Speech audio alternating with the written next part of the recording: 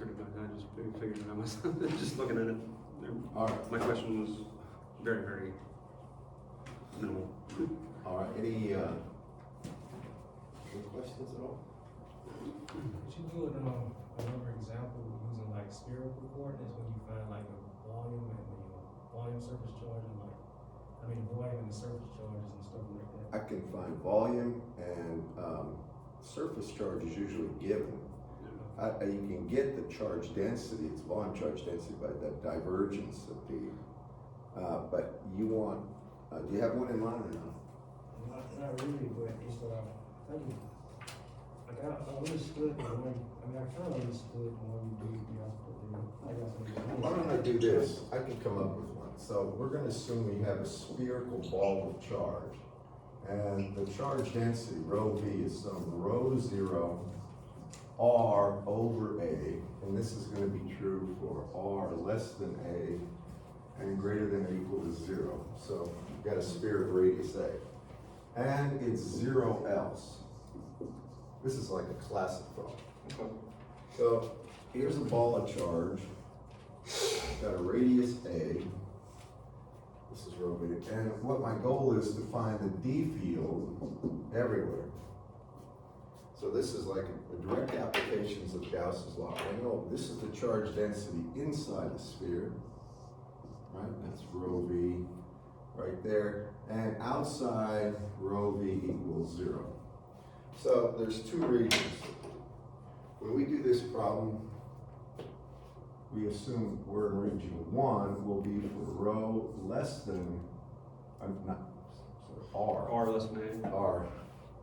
For r, yeah, for r less than a. And here, you know, Gauss's law says the integral of d dot ds over a closed surface. In this case, it would be the charge enclosed by that surface. It would be a rho v dv. And now I make my imaginary surface. I come out a distance r away, and I put it on there. Remember, for Gauss's law to work, it has to be a highly symmetric case, right? And this one is. It's spherically symmetric. If you take that spherical charge system, turn it, if you're a given distance away from the center, it looks the same. So now I do this part. Remember the integral of d dot ds, it's always going to be just the surface, right? Because d field's magnitude is the same everywhere at given distance r. It's the surface 4 pi r squared times the actual value of the d field at that point. Now I can write it formally. I don't do this after the first time. I can say it's a double integral of the d field that I don't know in the AR direction dot with the surface integral. Well, the differential surface in spherical coordinates is r squared sine theta d theta d phi. Here theta would go from 0 to what, guys? What does theta go from? 0 to? 2 pi.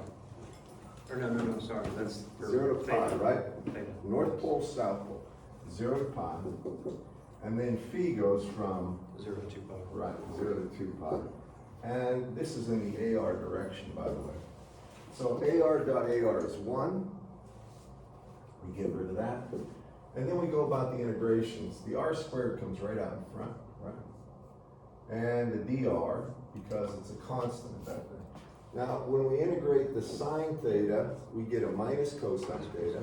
When we evaluate at pi, it's minus a minus 1, or plus 1, and then it's minus the cosine of 0, which is 1 with a minus sign is going to be 2. So I have 2 times, and then the integral of d phi from 0 to 2 pi is 2 pi. So 2 pi times 2 is 4 pi. And I put it here. And this is the way I just remember this all the time. Whenever I'm thinking about this problem, I always say, well, what's the surface area of a sphere that's 4 pi r squared? And it always pops out. Times dr. And this is equal to the volume charge density. This is for r less than a. Now the volume charge density, and this is one, Willie, you're probably want to know about. So now I put in the volume charge density, rho 0, r over a, that's the density, and I have to put it times a differential volume. Well, the differential volume is going to be the differential surface times dr. So I just take that, I take it R squared sine theta, and it will be d theta d phi, luckily we've done that one, but it'll also be dr. Now theta will go from 0 to pi, and phi from 0 to 2 pi as before, but where does r go from? Technically I should make that arc prime, right? Right, it would be just zero, or zero to A. No, Or 0 to r. 0 to R. That's the mistake people There we make, go. 0 to r, it's inside this It's region, inside this. not all the way to a. And this is r, so 0 to r. Now, I'm gonna go ahead and do this. I'm just gonna put it right here, the solution. You take a look, catch up with your notes. But here, it's straightforward. I'll tell you one other thing, you've gotta be attentive to detail on this one, because you can make a lot of little mistakes to make the whole problem wrong. All right, so when I look at this, I know I have rho naught A out in front, right? Rho naught over A, those are constants. Now, the first integral is d theta, sine theta d theta. As before, it's minus cosine theta, evaluated from 0 to pi. We know that's 2. Then we integrate d phi from 0 to 2 pi. We know that's 2 pi. So I have 2 pi times 2, or 4 pi, off the bat. Right? If I seem a little casual about this, it's because we do, it should be redundant by now. You should have done enough problems with this is kind of an automatic. You're almost bored by it. Now we need r cubed dr, which is, class? Integral. R4 over 4. Right, r to the 4th over 4, evaluated from 0 to r is r to the 4th. Right? Y'all remember doing this? This is the same one we did. I can change the charge density, but I think this really exemplifies, it shows what's going on. Y'all with me, everybody? Any questions? Now, the next thing I'm gonna do, and this is the way I do it, I look right then and there what I can cancel. What can cancel? I'm after d of r, well, go ahead. How about the 4 pi? Yeah, get rid of the 4 pi. Matter of fact, I know the 4 pi is gonna cancel, right? It's gonna go away. What else cancels? I got r squared over there and r to the 4th here. You divide both sides by r squared. You get r squared here, right? And that, in fact, would be d of r. Now, so that means that's not true anymore. D of r inside the region for r less than a is simply equal to rho naught over a r to the 4th over 4, right? So R to the square. I mean r squared, what do I mean, r squared, my bad. R squared over 4. And now the second region is for r greater than a, right? And again, write Gauss's law always. Integral of d dot ds is the integral, really the charge enclosed, right? The charge inside the sphere.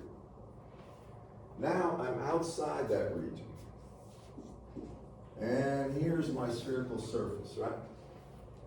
I'm gonna ask you, does everybody see that this integration right here is gonna be the same as it was before? It will always end up being the same for spherically symmetric cases, right?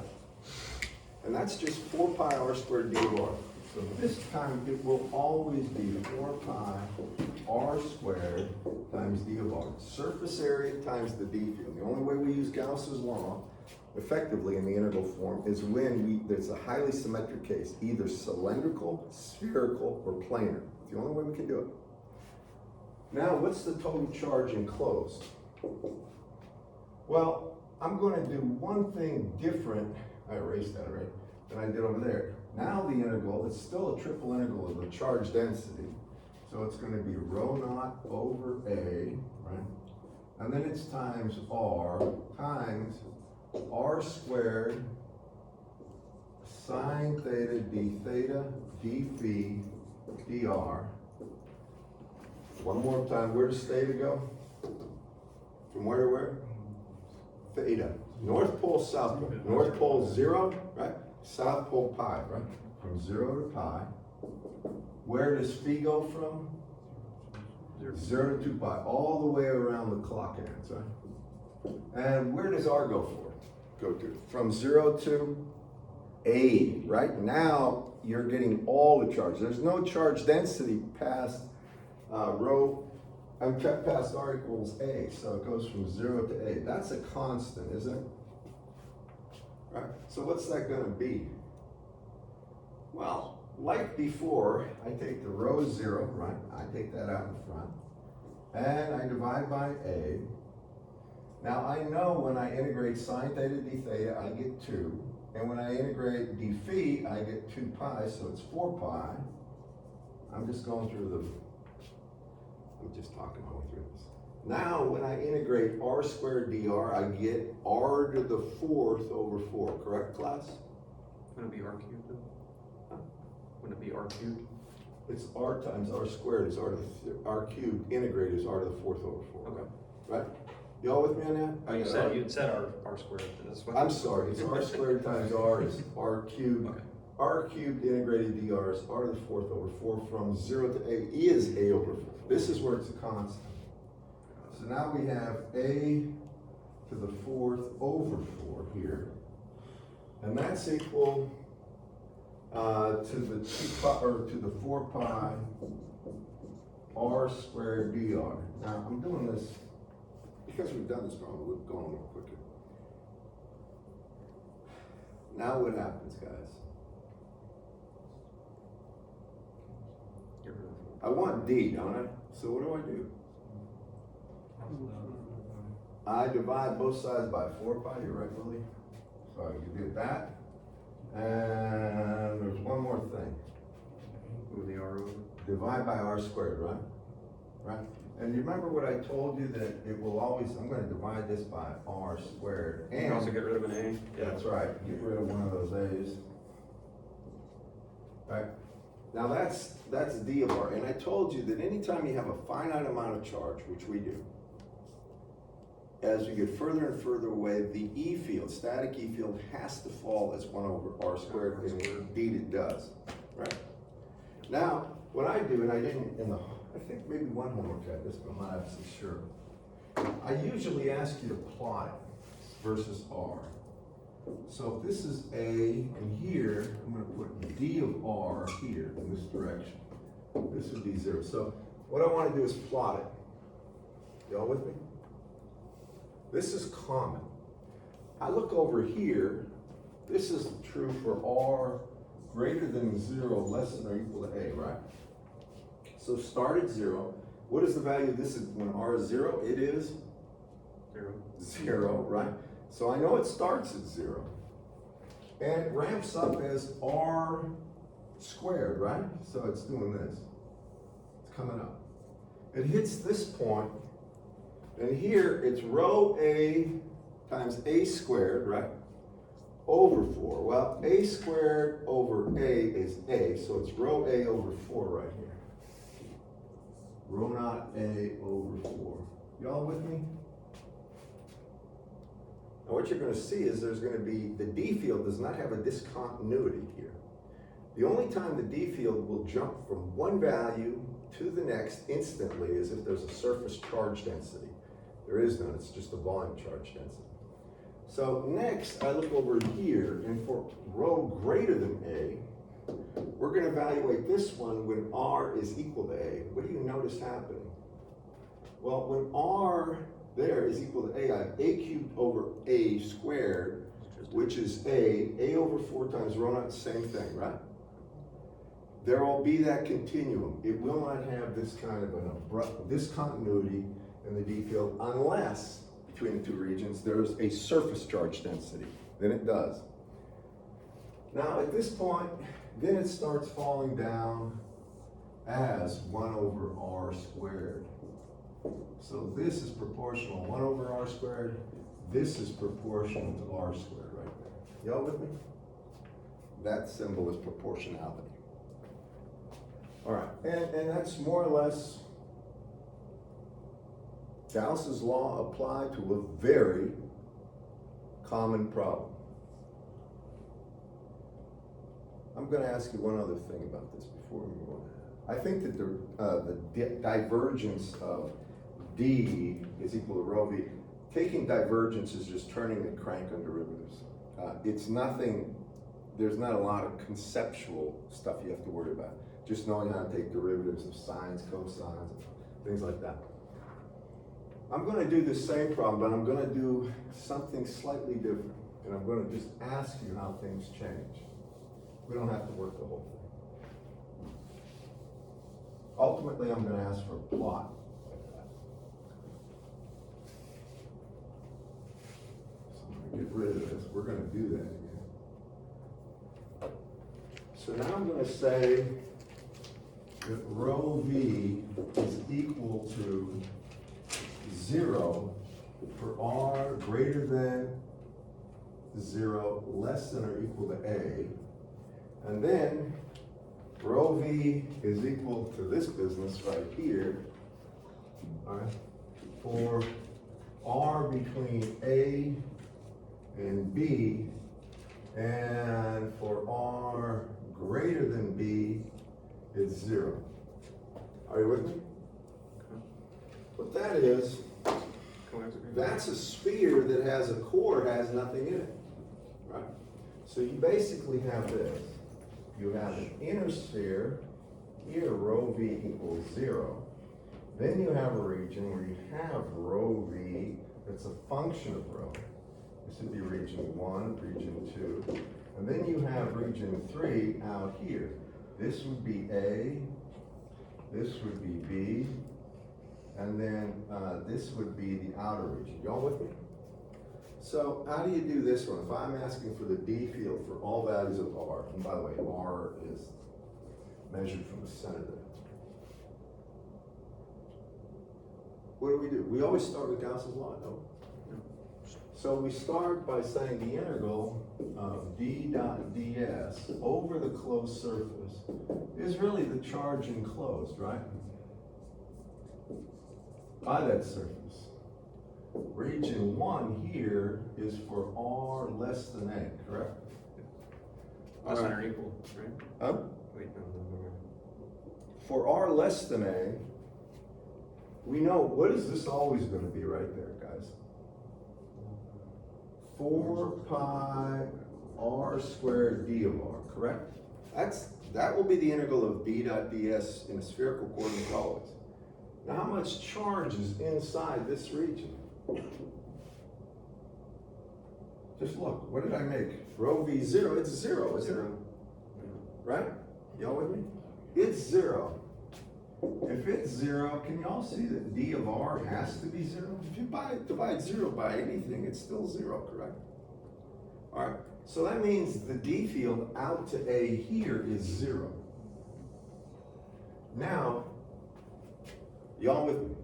This is a real important problem, and it's a very easy problem if you understand what's going on. If you don't, it becomes a very complicated problem. So now, that's for r less than a. What happens when we're from r greater than or equal to a less than b? Now I'm in this region. Here there is a charge density, right? It's non-zero. So when I write Gauss's law, the integral of d dot ds is equal to the charge enclosed. Here, the integral of d dot ds is still 4 pi r squared dr. Do you all agree with that? Right? It's just the surface area times the d field.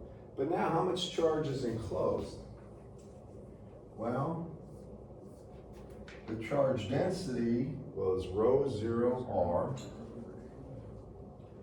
r divided by a, then it's times the differential unit of volume, r squared times the sine of theta, d theta, d phi, dr.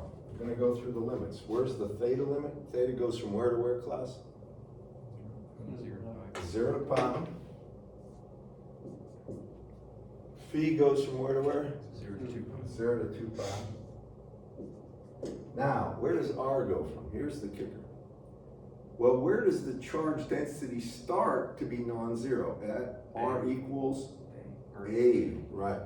At a, and we go all the way out, not to b, but to r, right? Yeah, because now what we're doing is now we're in this region right here, and our spherical distances are, but we're between A and B.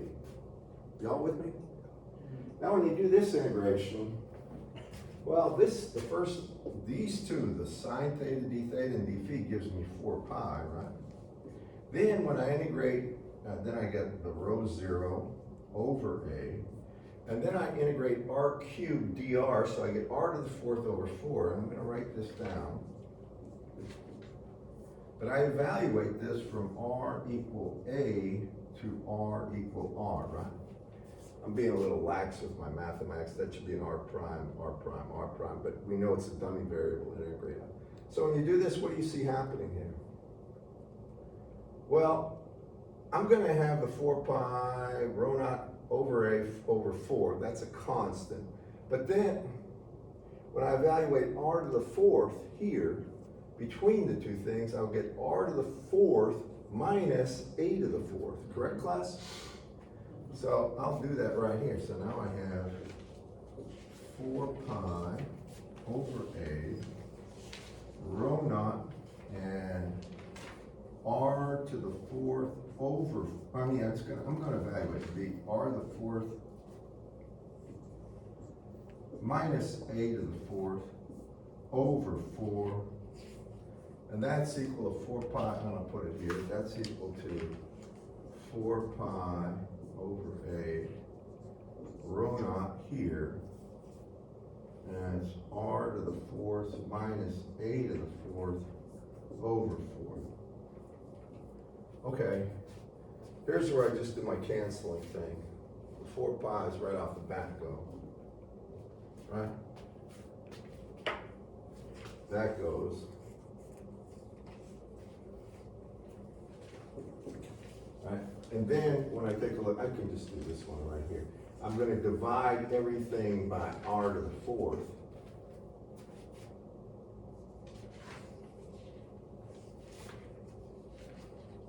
Excuse me, I'm sorry, I did that wrong. Not r to the 4th, I'm gonna come over here, my bad. The 4 pi's go, and now, let me just work with this one. Get rid of that, and get rid of this, because it'll clutter up stuff. So now, then I divide by r squared.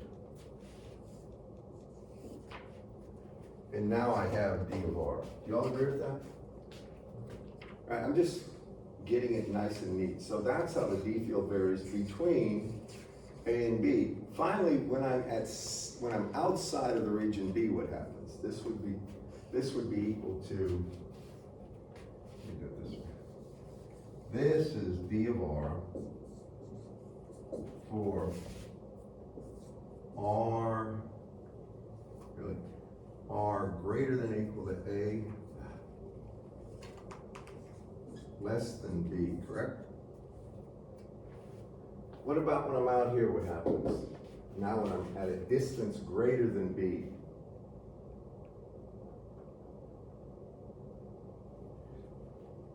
Well, now I'm out here in a region, there's no charge density, right? There's a finite amount of charge I'm looking at. I know it's gonna vary as 1 over r squared, don't I? So when I do this one, let me go right here.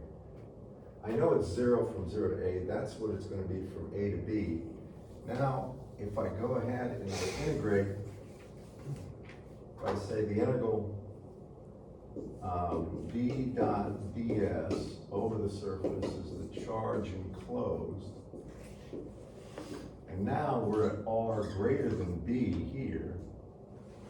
This is still 4 pi r squared d of r. Do y'all agree with that? Mm-hmm. On the other side, I'll go ahead and put that integral in. Triple integral still of the charge density rho 0 r over A times r squared sine theta d phi dr. One more time. Theta goes from where to where? 0 to pi. 0 to pi. Phi goes from where to where? 0 to 2 pi. All the way around.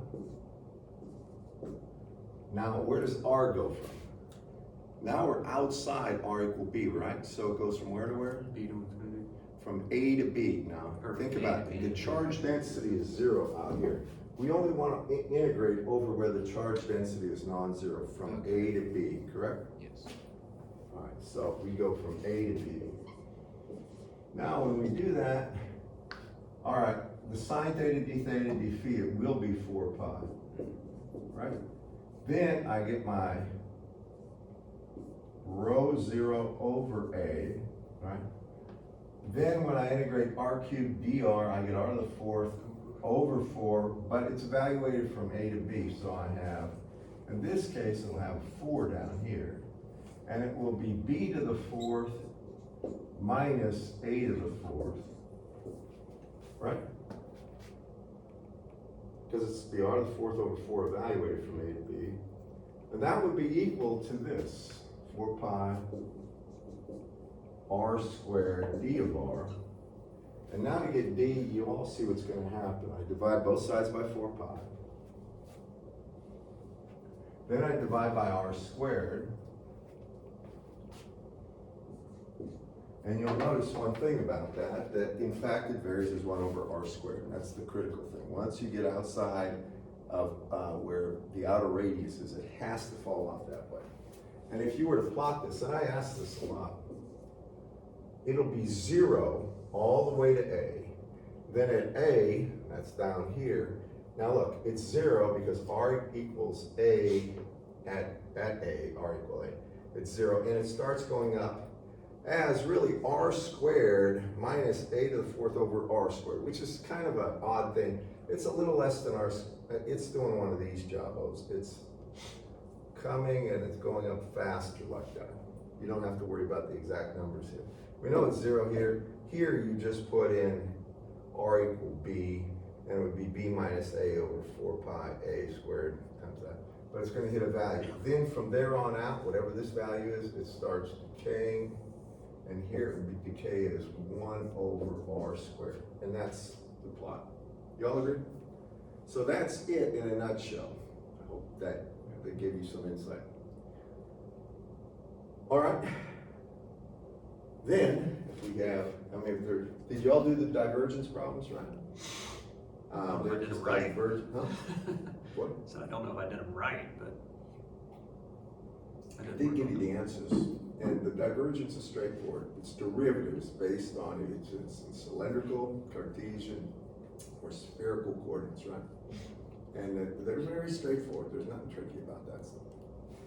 Okay, today we're going to talk about a concept that's very, very important, and it's voltage that you hear about. Now, I got to tell you about voltage. When I think of voltage, I think of electrical pressure. A high pressure doesn't mean anything's moving. If it's a fluid problem or if it's, fluid problem. There has to be something that will allow fluid to move. So a pressure difference doesn't mean anything. And for an electric potential, you can have any potential you want. And unless there's a conducting path, there is no current flow. Think of it like water. So when we talk about electric potential, we do it from a physics perspective. And we start by saying this. I know if I have something here, and I have a force on that something, this is going to be an external force. It could be ma due to gravity. It could be a force due to a spring. It doesn't matter, but it's causing that force. If there's a force there, then I move from A to point B. So I'm just going to move this way with a constant force. Then I can say that energy or work, the energy or work, the two are interchangeable. Usually it's put W sub E. That the force does, this is the work the force does, would be the integral of F from A to B. Dot dl, and this would be the differential length dl. And if the force was along the direction of the path, then it would really be just magnitude of the force times the quantity b minus a. Now, I'm being very casual about this, but you hope you appreciate it. That's the work that the force does. And if the force was caused by an electric field, it would be the work that the field does. Y'all with me? All right, now we get into how voltage works. So, we talked about this a couple lectures ago, that if I have a charge E, or I mean a charge Q right here, and I put an electric, say it's immersed in a constant electric field, E, then there's a force on this charge. The actual force would be Q times E. Remember that? That was Coulomb's law. The very beginning was said that Q1, Q2 over 4 pi epsilon R squared was the magnitude of the force and it was in a direction AR. So, and then we got the electric field by dividing the force by the charge at the point we were measuring the force. Well, this is the force, and this is from the field, that the field does. Now, there could be another force, and that would be an external force. You gotta follow me on this one, all right? So, an external force, say the sum of the external and the electrical force, I'll call this sub E. It could be 0, the thing doesn't move, there's no work. However, if this external force causes the charge to move in a direction opposite the field, all right? So if now all of a sudden I've got this problem, but this charge is going to move this way, all right? Then the force will be doing positive work, right? But the field itself will be doing something we think of as negative work. It means it's storing up energy. Do you all remember the concept of force and energy in physics, right? Just before I continue on this. If I had this marker pen here, it's not moving at any velocity, just holding it right there. It's got a potential energy between here and the floor. The potential energy would be the force, m times a, all right, integrated from here to the floor, or really it would be m times a, the acceleration of gravity, times the mass of this marker, times the height, h, right? As it's coming down, as it's going down, that potential energy is going down, right? Or the ability to do work. When it hits the ground, this would be doing, this would have a 0 potential energy with respect to the ground, but it would be moving at 1/2 mv squared, and you could calculate v from that. Y'all remember that? 1/2 mv squared was the energy due to motion, kinetic motion, and mgh was the actual potential energy. And the sum of those two over any point down there will be the same. That's just a little insight. So, if I talk about the external force doing positive work, the internal force would be doing negative work or be gaining potential energy. And when I'm going to try to do this in a way that makes sense to you. So, in Whitworth's book, I'm trying to give you a picture of this. Unfortunately, what I'm showing you is on page 167 and 168, but he doesn't have what I was hoping he would. I'm going to go into it though. So, I'm going to erase this little thing here. No, actually I'm going to start here. I'm going to show you what I'm talking about. So, here we're going to have a coordinate system. This doesn't have to be x, but it's a coordinate system. So I have a point A, and I have a point B, okay? And here, I'm gonna have an electric field in this direction. I'm not putting coordinate systems down here for a reason, so you don't get that like seared in your brain. Coordinates don't matter. It doesn't matter if it's X, Y, Z, or Y, Z, X, it doesn't matter. As long as you can see it's a coordinate system like this. So I'm going to have an external E field. Everywhere the external E field is pointing the same direction, this direction.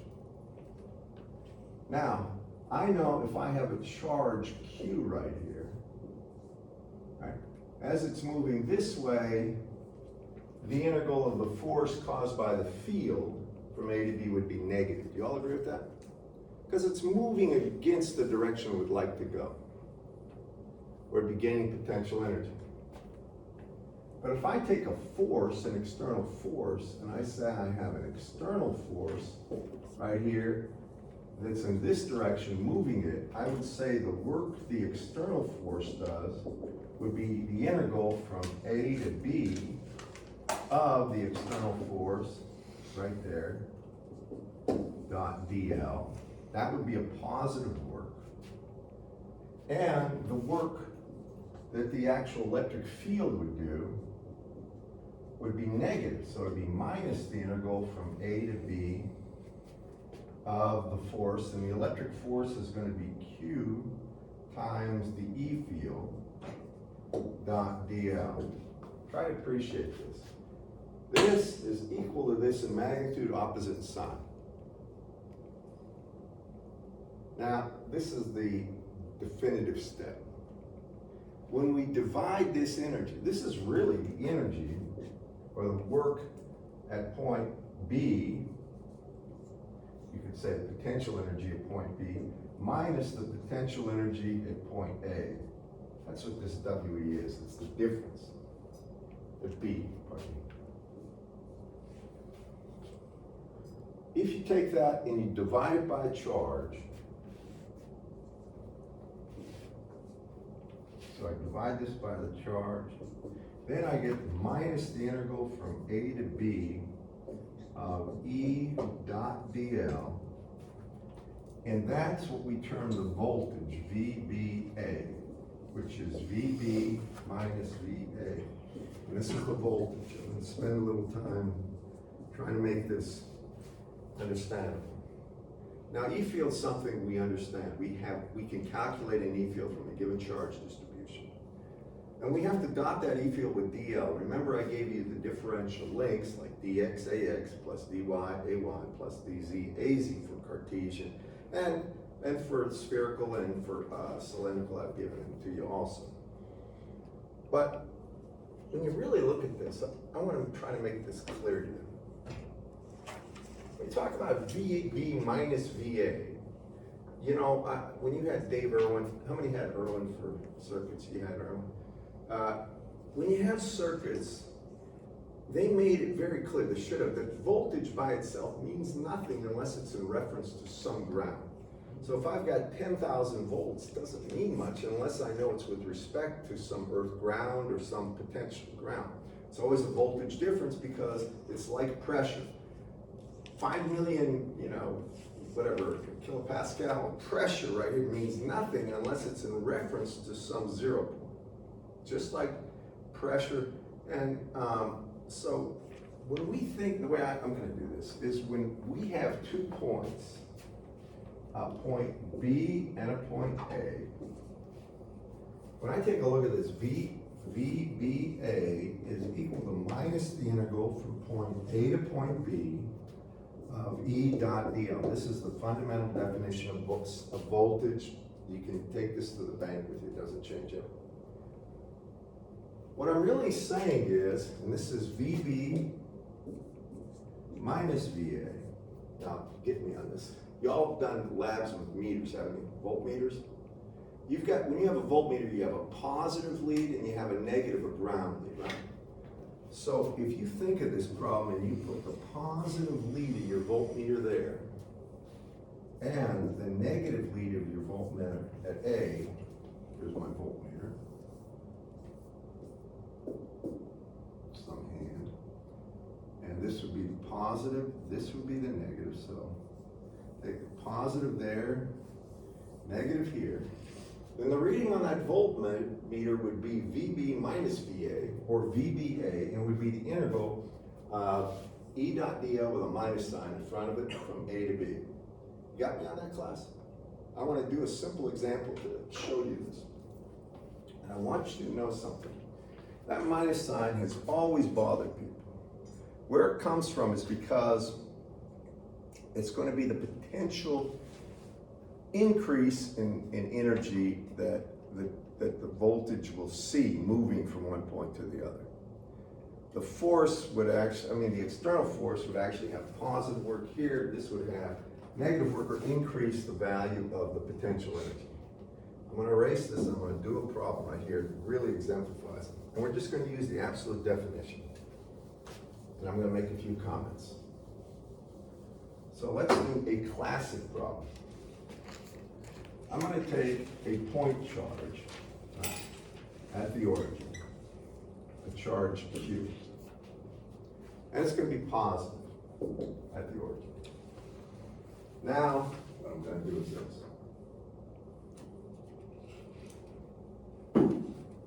I'm gonna say, I'm gonna be just on the x-axis. Call this the x-axis. Doesn't have to be the x-axis. Could be R, could be anything. And I'm gonna say, well, I know that the electric field at a given distance away from the center, I'll call this X. I know, first of all, the electric field from a point charge is Q over 4 pi epsilon naught R squared AR, right? Remember that? All right, well here, I got a point charge, but my distance isn't measured R, it's measured X, correct? This is at the origin. So here, I would say the electric field due to the charge would be equal to Q over 4 pi epsilon naught, and it would be X squared AX. Y'all see I'm just adapting fundamental formula to the coordinate system. That's the value of the field. It's in the positive AX direction on the positive x-axis. On the negative, it'd be in the negative x direction. So I'm going to go from a point A to a point B. And I'm going to calculate VBA. All right, so that's VB minus VA.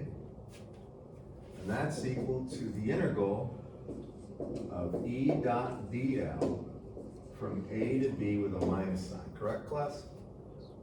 I'm just literally putting the fundamental definition that's in your book that I put here, repeating it. I start there. And it's smart when you're doing problems to start with the basic definition. Write it over and over again so it's seared in your brain, so you don't forget it.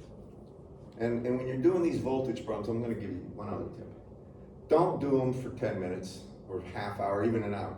Spend 2 or 3 hours and just immerse yourself in every problem in the book in voltage and find some external references. Because when I was where you were, I'm going to just give you a tip. Like I was kind of maybe I shouldn't say this, but when I was in high school, I was not much of a serious student. I played sports, I worked, I had fun. But I loved science and math. Didn't care for English, great books. I could care less about Fahrenheit 451. Did you guys still have to read great books when you were in high school? We had to read that. We had Old Man of the Sea by Hemingway. We had a lot back. That one I liked, Old Man of the Sea. The rest, because I'm a fisherman, the rest of them, I could care less about all the moral lessons they're trying to teach, because it's all garbage anyway. It's fiction. Anyway, so when I got to college, this may help some of you. Or before I went to college, I went to a technical school right out of high school called ATES Technical in Erie, Pennsylvania. It's out of business now. And they taught electronics. And I took that because I had an electronics shop in high school and I kind of liked that stuff. So I went there. I was kind of a bum, you know. And I was working 20, 30 hours a week. And the tech school's not a challenge. You know, it's not hard. And then I was working at Mercier's College in Erie. As I was the low man on the maintenance totem pole, which means I was the trash man.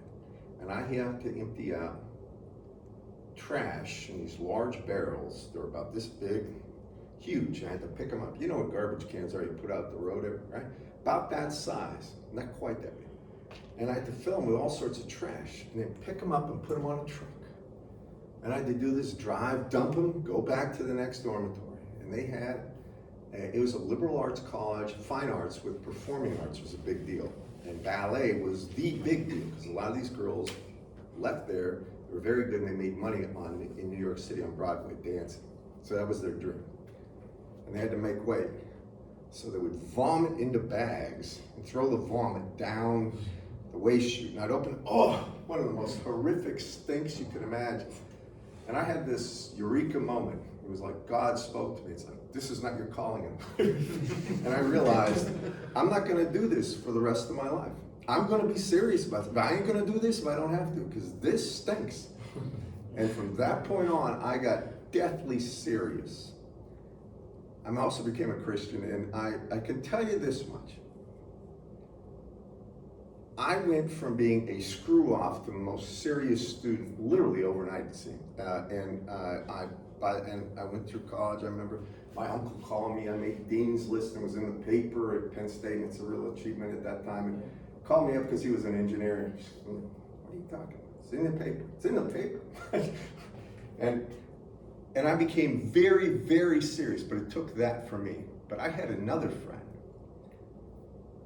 and I don't know all the parts of the story, but this guy was, his son, I think it was his son, was an absolute screw up. So he's just like getting D's in college, F's, flunking out, right? Left and right.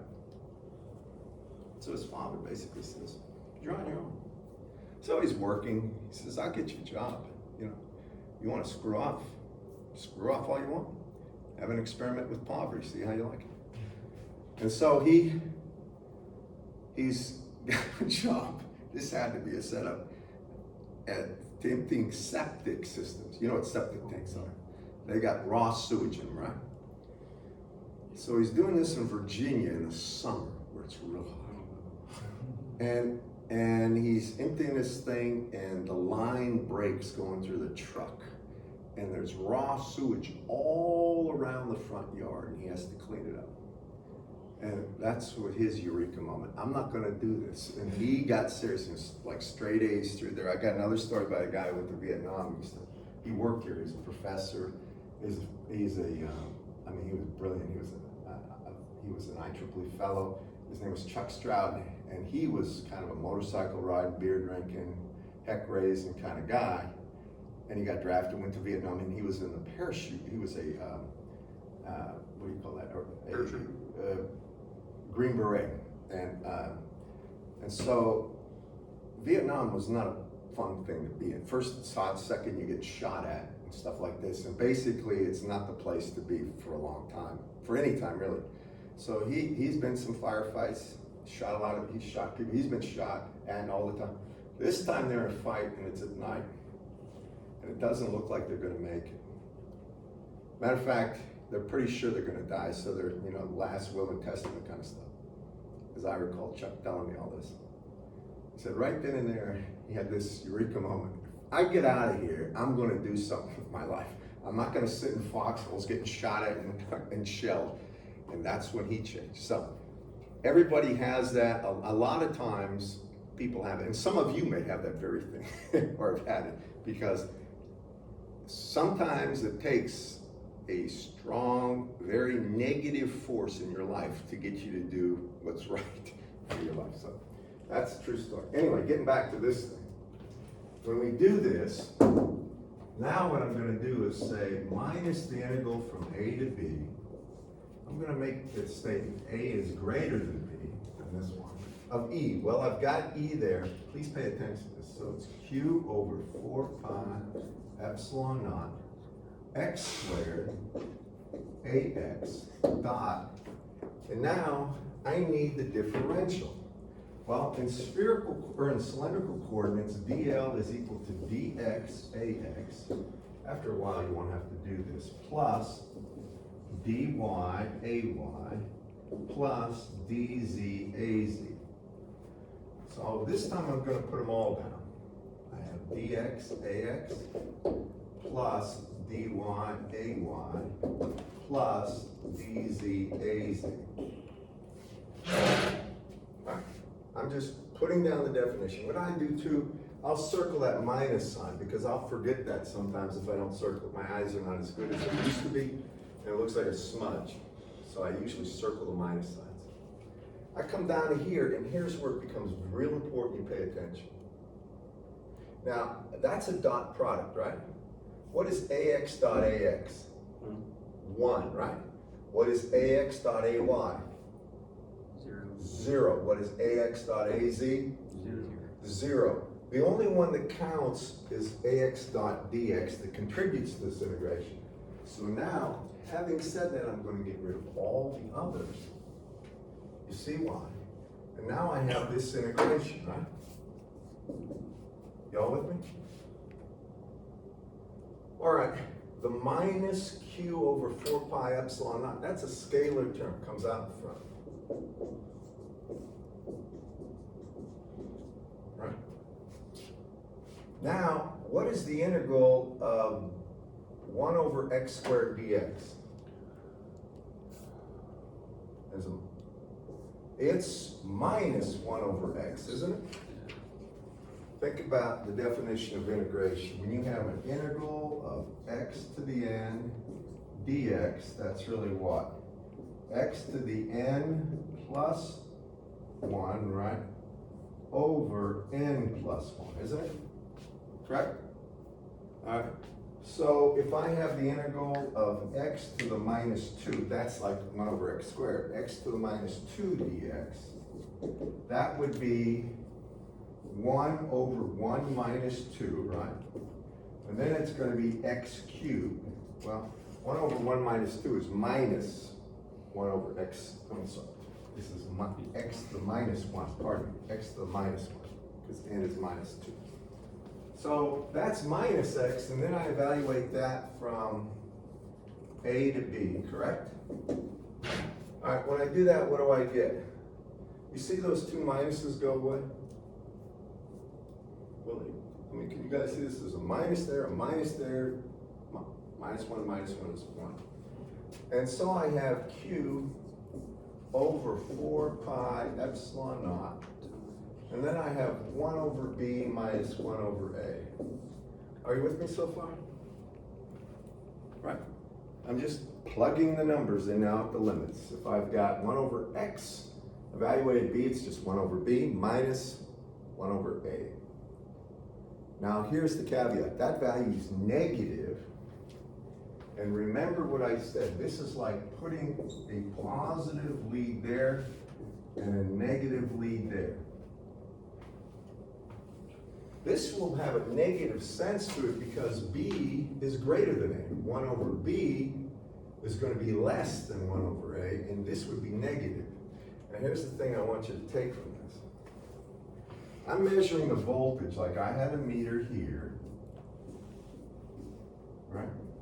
Where I put the plus lead right there, and I put the minus lead right there. And it's negative. Well, what does a negative voltage mean to you? Well, it means given a choice, current will flow in the opposite direction that I've got my meter leads. And in fact, if I put a charge here, it wouldn't want to go this way. It would want to go that way. Y'all follow me on this?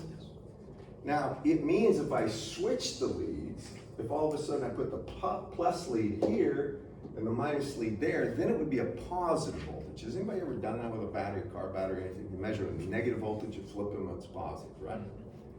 All right. Well, what does a positive voltage really mean? Suppose we flip the leads, we make this B and make this A. All right. Just for now.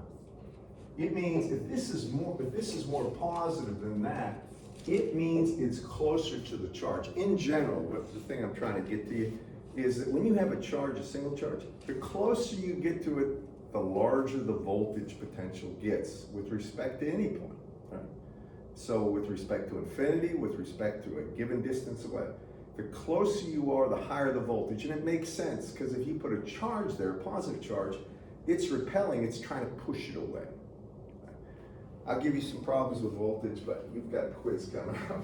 So let me give that quiz to you now. So take everything off your desk, and